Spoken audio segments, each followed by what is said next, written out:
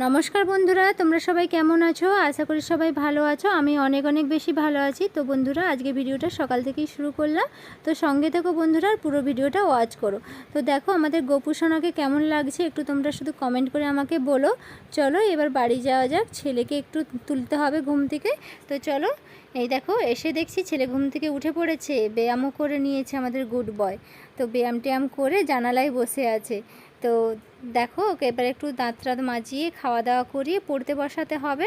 তো চলো তোমরা ভিডিওটা দেখতে থাকো কি হয় আজকে সারাদিন। ও হ্যাঁ, একটা কথা বলার ছিল তোমাদেরকে। আজকে কিন্তু আমাদের বাড়িতে আমার ভাই আসবে।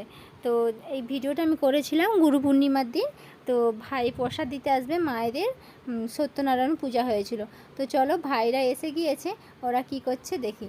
এই দেখো একজন খেলছে গেম, আর একজন বসে আছে, আমার ভাই বসে আছে আর শুভ বসে আছে। তো শুভ চুলের কালারটা কিন্তু খুব সুন্দর। এই দেখো ভাই মুখ লুকিয়ে নিচ্ছে। এই দেখো এই দেখো এই দেখো। আর বাবা ভাই প্রসাদ নিয়েছে, চিঁড়ে প্রসাদ, আর এদিকে হচ্ছে সিন্নি প্রসাদ। তো ওদের জন্য কিছু খাবার বানাতে হবে। চলো রান্নাঘরে চলে এসেছি। এবার একটু বেগুনি ভেজে নিই, কারণ আজকে তো নিরামিষ, অন্য কিছু করা যাবে না। তো বেগুনি ভেজে একটু ওদেরকে খেতে দেবো। তো চলো বেগুনিটা ভেজে নিই। আর তেলটা একটু কমে গেছে, প্রথমে যেহেতু একবার ভেজে নিয়েছি, তো এটা তেল থেকে ছেঁকে নিব। আর দুটো পাঁপড় ভেজে নেব।